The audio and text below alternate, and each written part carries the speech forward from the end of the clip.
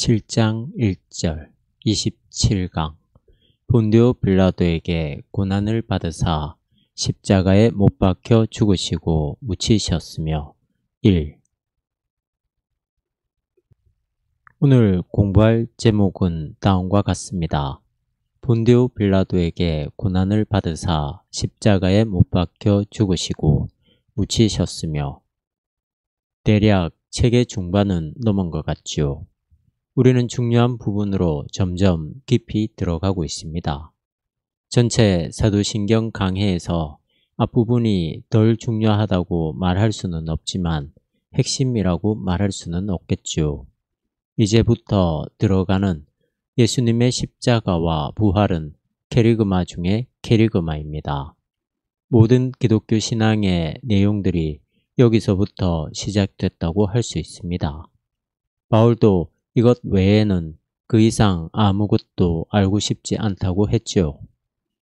자신이 이전에 추구하던 모든 것들을 배설물처럼 여기게 된 근거도 예수님의 십자가와 부활입니다. 예수 그리스도의 십자가와 부활을 잘 안다고 생각하는 기독교인들이 많습니다. 이들은 세례받기 위해서 문답을 외운 것으로 충분하다고 생각합니다. 설교와 성경 공부를 통해 각자의 머리에 그것이 각인되어 있을 겁니다. 그러나 그렇게 각인되어 있는 것과 실질적으로 이해하는 것과는 차이가 있습니다. 실질적으로 이해하고 깨우침 쪽으로 들어갔는지 아니면 교리문답 정도로 이해하고 있는지는 판단하기가 쉽지 않습니다. 그게 얼굴에 쓰여 있지도 않고요. 잘 안다고 해서 얼굴이 더 환하거나 모른다고 해서 이상한 것도 아니거든요. 잘 안다고 해서 기도를 매끄럽고 유창하게 잘 한다는 보장도 없어요. 모른다고 해서 기도를 못하는 것이 아니고요. 정말 그 사실을 리얼하게 이해하고 깨달았다고 하더라도 그걸 모르는 사람들보다 믿음이 더 강하지 않을 수 있습니다. 물론 이걸 엄밀하게 말하면 실질적으로 이해하고 그 세계 속에 들어간 사람만이 믿음이 강한 거죠. 엄밀하게 말하면 그렇습니다. 그러나 제가 바로 앞서 이야기한 믿음은 일반적으로 교회에서 통용되는 그런 수준을 이야기하는 겁니다. 그런 것은 대개 기도 잘하고 헌금 잘하고 인격적이고 리더가 되고 등등의 그런 것을 잘하면 믿음이 좋다고 말하지 않습니까? 그런 것들은 훈련을 통해서 얼마든지 가능한 거예요. 이런 것만으로 기독교 신앙을 잘 알고 있는지가 드러나지 않습니다. 기독교 신앙의 핵심이 십자가와 부활인데 오늘부터 본격적으로 그 이야기를 시작하는 겁니다. 이와 비교할 때 앞서 한 강의는 조금 느슨한 내용이라고 할 수 있습니다. 그건 그냥 우리가 신앙생활 할 수 있는 어떤 기본 토대라고 해야 될까요? 아니면 본격적으로 게임을 하기 전 워밍업을 한 것이라고 할 수 있습니다.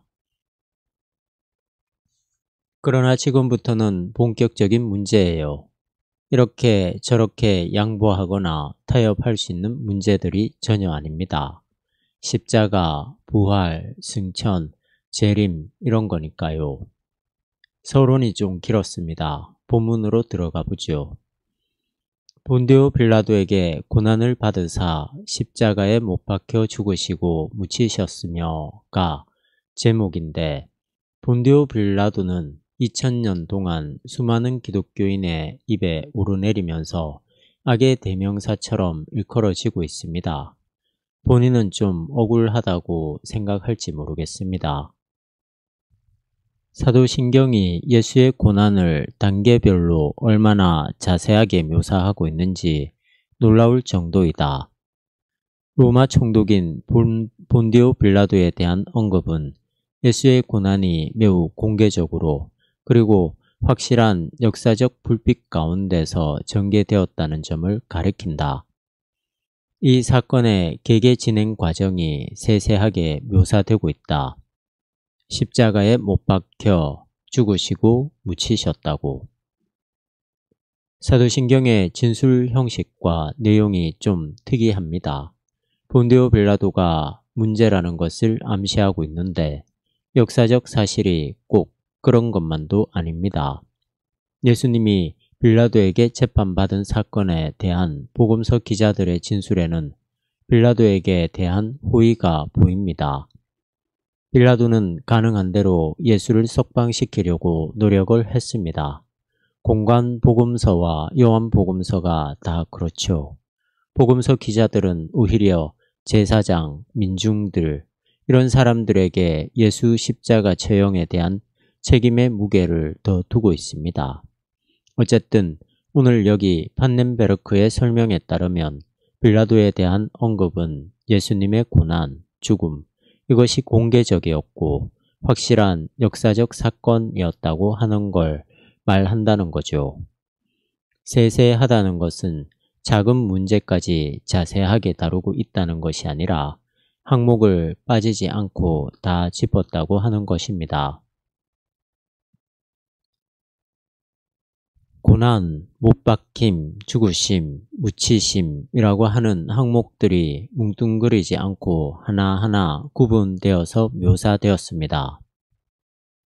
이러한 묘사 가운데서 특별히 강조되고 있는 점은 예수의 십자가형이 그를 완전히 죽음에 이르게 했으며 이 죽음은 매장을 통해서 마무리되었다는 것이다. 왜냐하면 교회의 영지주의적 적대자들이 논쟁을 제기한 하나님 아들의 죽음이야말로 기독교인들에게는 죽음의 극복을 보장하고 있기 때문이다. 판넨베르크의 설명이 저는 옳다고 봅니다. 기독교 신앙의 중심을 확실하게 잡아주는 가르침 같아요. 예수의 죽음이 매장을 통해서 마무리되었다는 것을 사도신경이 이야기하고 있는데요. 영지주의 기독교인들은 이 문제를 의심스럽게 생각했습니다. 영지주의자들이 믿음이 없었던 사람들이 아닙니다. 그러나 교부들의 중심신학과는 거리가 있었던 거지요. 믿음이 있느냐 없느냐는 것은 어떤 면에서 그렇게 결정적으로 중요하지 않습니다. 이단도 다 믿음이 있어요. 그 각각의 주장이 과연 옳으냐 하는 것이 중요한 것이죠. 영주주의자들도 나름으로 예수에 대한 깊은 신앙이 있습니다. 그들은 예수의 죽음을 사실적인 것으로 받아들이기 힘들었습니다. 육신으로 살았던 예수를 그림자 비슷한 그 찜으로 여긴 겁니다. 그걸 가현설이라고 합니다. 영지주의자들의 입장에서 보면 하나님의 아들이 죽는다는 것은 말이 안 되는 거죠. 그들과는 달리 교부들을 중심으로 한 기독교 중심에 있는 사람들은 예수님의 완전한 죽음이야말로 기독교인들의 죽음을 넘어서는 생명을 보장한다고 생각했습니다. 비슷하면서도 차이가 있어요. 영지주의자들은 예수님이 하나님의 아들이기 때문에 죽을 수 없다고 주장한 반면에 주류 기독교는 예수님도 우리와 똑같이 죽었다. 그래야만 그를 통해서 우리가 죽음을 극복한다고 주장했기 때문에 기독교 초기부터 이런 충돌이 있었습니다. 예수의 십자가형과 매장에 대한 주도 면밀한 논의를 통해서만 이 사도신경 문서가 담고 있는 예수 죽음에 대한 해석을 따라잡을 수 있다. 그런데 사도신경은 이 시점에서 자기 표현을 놀라울 정도로 절제하고 있다. 오직 사건에 대한 일련의 결과만이 명시적으로 언급되고 있지 예수 죽음에 대한 원시 기독교적 해석은 없다. 사도신경에는 예수가 모든 예언자들의 운명을 감당해야만 했다는 고대 사상이 개입되지 않았다. 이 신앙 고백은 구약 성서가 증언하고 있는 예수 죽음의 신적인 필연성에 대한 이런 방구도 없다. 신적인 필연성이라는 사상은 원시 기독교 문서에서 매우 다층다기하게 확산되었던 것인데도 말이다. 원시 기독교에서는 예수의 고난과 죽음의 이해가 속죄로서 표현된다. 예수님의 죽음이 우리의 죄를 용서해 준다. 하나님과 우리 사이에 막혔던 담을 허문다. 이런 것들은 다 초기 기독교가 예수 그리스도의 죽음과 부활에 이어진 예수님의 구원 사건을 해석한 것입니다. 무슨 말인지 잘 이해가 안 되죠? 뒤에 가면 설명이 나옵니다. 뒤에 나오는 내용을 잘 따라가시라고 한 가지 보충 설명을 하면 이렇습니다. 사도신경하고 초기 기독교의 신앙 표현들은 차이가 있다고 하는 거죠. 복음서와 서신들이 초기 기독교 신앙을 문서로 보여준 건데 거기에서는 예수님의 죽음을 해석했어요. 우리를 대신해서 죽었다든지 구약 성서에서 이미 예언된 것이라든지 하는 식으로 해석을 가합니다. 그러나 이 사도신경에는 그런 해석이 없지요. 그냥 쭉 나가고 있을 뿐이에요. 그런 것을 전제하고 들어보십시오. 성만찬 전승은 많은 이들을 위하여 마가복음 14장 24절 혹은 우리를 위하여 누가복음 22장 20절 우리를 위하여 흘린 피에 대해서 언급하고 있다. 다른 한편으로 예수 죽음의 해석이 우리 죄를 위한 보상금의 지불로 죄의적 의미에서 속죄 제물로 그리고 인간과 맺는 하나님의 새로운 약속이 체결되었다는 약속의 제물로 설명되고 있다. 이와 같은 예수 죽음에 담긴 신적인 필연성은 구약 성서가 인용된 본문들의 증거라 할 수 있다. 이러한 사상을 드러내주고 있는 모든 그림들은 그의 고난이 우리를 대신해서 수행되었다는 사실을 포함하고 있다. 이렇게 중요한 사상인데도 불구하고 사도신경에서는 예수의 죽음과 매장을 특별히 강조함으로써 간접적으로 언급되고 있을 뿐이다. 초기 기독교에서는 예수님의 십자가와 부활이 하나로 딱 규정되어 있는 것은 아니었어요. 각 공동체와 학파마다 예수님의 십자가에 대한 해석이 다양했습니다. 달랐다기보다 다양한 겁니다. 그 중에서 바르지 못한 것은 제거된 것이죠. 영지주의자들이나 아리우스파는 다 제거됩니다. 그게 몇 세기 동안 초기 기독교에 일어났던 이단 논쟁들입니다. 그러니까 기독교 신앙이라고 하는 것은 역동적이었고 역사적이었고 진리 논쟁에 과감했습니다. 그냥 죽어 있는 진리가 아니라 살아서 꿈틀거리는 진리였다고 표현하는 것이 좋겠습니다. 기독교 교리나 가르침, 오늘 우리가 알고 있는 모든 내용, 기독교 신앙의 중심에 자리 잡고 내려온 그것들은 진화론의 중요한 논리 중의 하나인 적자 생존을 거친 결과물입니다. 싸운 거예요. 싸우다가 이긴 것만 남았습니다. 힘 갖고 싸웠다기보다도 진리 갖고 싸운 겁니다. 옳은 것만 남은 겁니다. 물론 여기에 비판적인 사람들이 있을 겁니다. 진리이기 때문에 남은 게 아니라 기독교 교리라고 하는 것은 순전히 교권 투쟁이었다고 말이죠. 그래요. 교권이 일시적으로는 어떤 진리를 누릴 수는 있어요. 그러나 길게 가지는 못합니다. 그러한 방식으로 기독교가 왔다면 많은 종교가 역사에서 그러했던 것처럼 사라졌을 거예요. 기독교 도그마는 교권 논쟁과 아무런 상관이 없다고는 말할 수 없지만 그 영향을 물론 부분적으로 받았지만 그 중심에는 진리를 향한 개방성이 움직이고 있다고 봐야 됩니다. 여러 가지 예수님의 십자가에 대한 해석들이 많이 나왔죠. 그런 것들이 복음서와 서신 안에 많이 담겨져 있습니다. 그런 내용들이 다 예수님의 십자가 사건이 필연적으로 꼭 있어야 되었다는 것을 말하고 있습니다. 본문을 더 보겠습니다. 어떤 의미에서 예수의 죽음에 대리적 의미가 부여될 수 있는지 명확하게 알고자 하는 이는 예수의 체포와 판결이 그의 사신이나 활동에 담겨있는 독특성과 어떤 관계를 갖는지에 대한 질문으로부터 시작해야만 한다.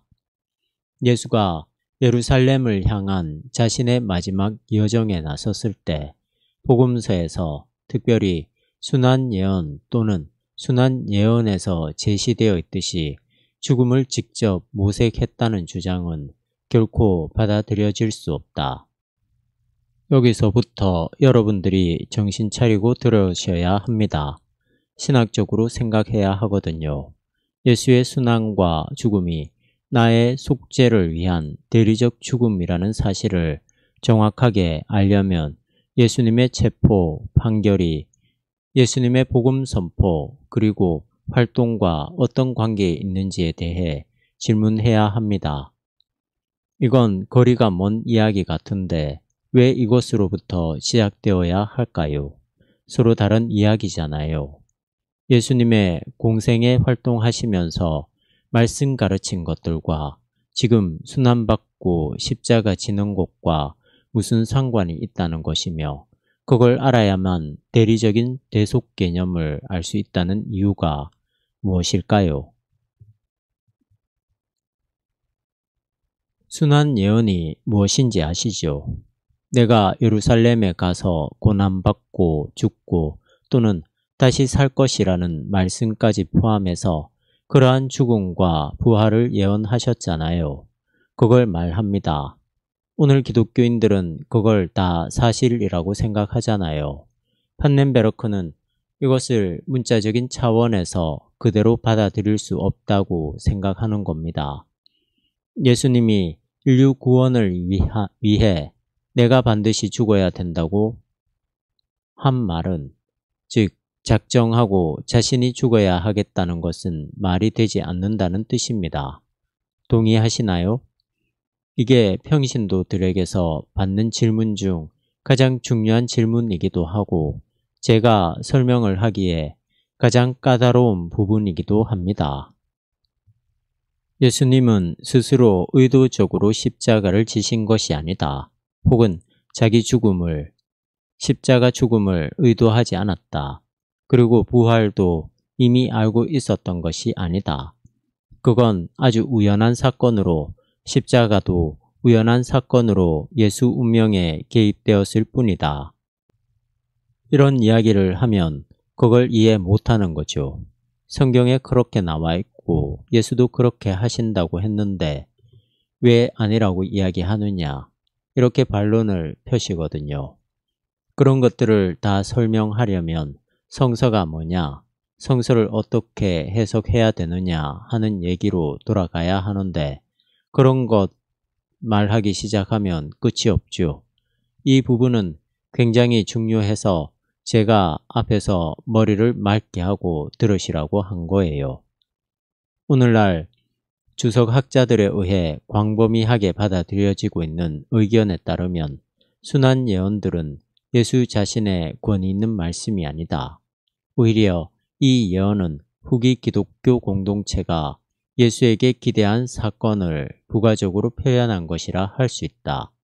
다른 한편으로는 이 순환 사건의 성격이 사실 그대로에 또한 아무도 예지할 수 없었던 일이라고 주장되기도 한다. 여기에 대해서도 동의하시나요? 지금 동영상 강의를 들으시는 분들은 그런 정도는 알고 계실 겁니다. 복음서에는 예수님이 직접 하신 말씀도 있고 예수님의 말씀처럼 나오고 있지만 예수님의 직접 말씀이 아닌 것도 많이 있습니다. 그걸 어떻게 구분하느냐, 꼭 구분해야 되느냐, 그런 질문이 가능합니다. 그걸 완벽하게 구분하지 못하지만 상당한 부분에서는 구분할 수 있고, 그게 만약 완전하게 구분되지 않는다고 하더라도 결정적으로 복음서나 성서의 권위가 손상되는 것은 아닙니다. 초기 기독교 신자들에 의해서 편집된 거라고 하더라도 그것은 예수 그리스도를 경험한 사람들에게서 나온 진술이기 때문에 그 안에서 일어나는 하나님의 구원 사건을 우리가 따라갈 수 있는 거죠. 이런 것은 성서 주석학자들의 면밀한 성서 텍스트 주석에 의한 결과입니다. 그러한 답들이 나와 있는 거죠. 신약에서는 다 그러한 답들을 알고 있는데 신자들에게는 정말 거리가 멉니다. 이해가 되지도 않고요. 여기에는 교회를 이끌어가는 목사들이 가장 큰 책임이 있고 신학교들의 책임도 있습니다. 그런데 신학과 교회에 놓여있는 이 틈을 어떻게 메우느냐, 이게 큰 문제인 것 같습니다. 더군다나 한국 교회는 신학 무용론이라고 하는 풍토도 있습니다.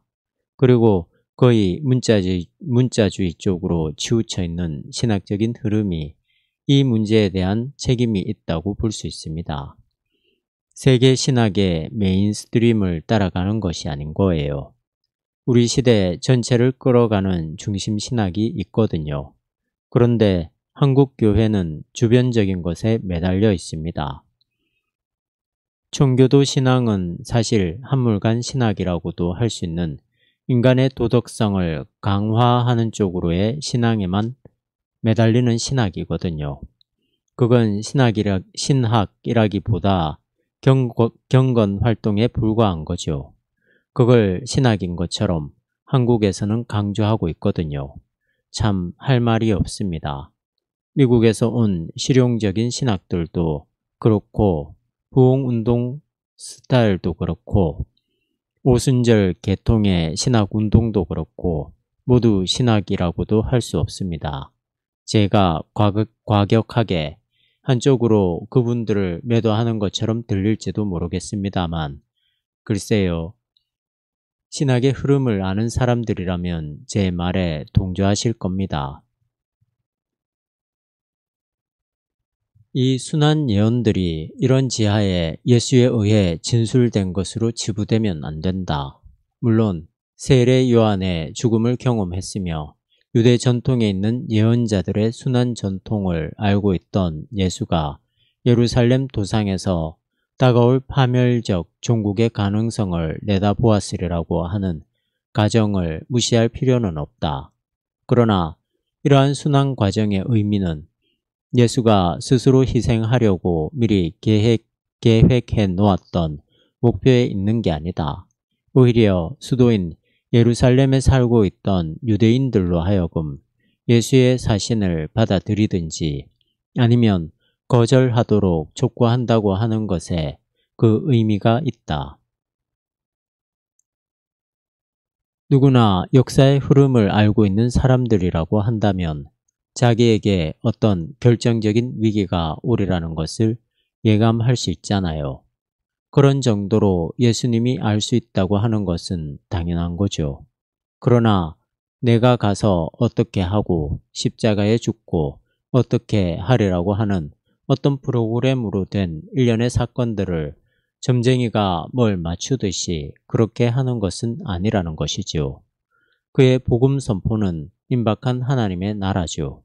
하나님의 나라를 받아들이든지 거절하든지 거기에 대한 일종의 도전이라고 할 수 있습니다.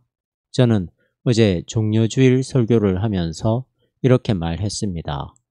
예수님이 예루살렘에 입성한 것은 루비콘 강을 건너간 것과 같다. 더 이상 뒤로 물러서지 않고 자기에게 다가올 운명을 향해서 걸어간 것이다.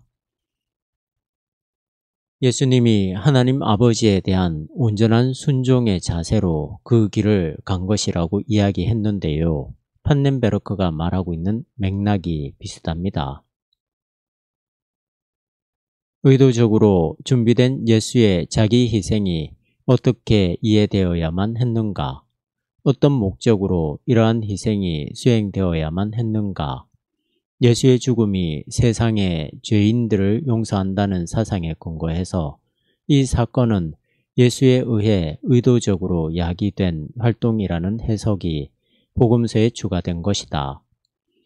예수님이 예루살렘에 들어가서 순환받은 이유에 대한 복음서의 해석은 예수님이 인류의 구원이나 죄인들을 용서한다는 사상에 근거한 겁니다.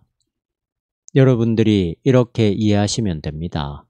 복음서는 어떤 사실들을 차례로 연대기적으로 기록한 것이 아니라 신앙인의 사건으로 예수 그리스도의 사건을 재구성한 거예요.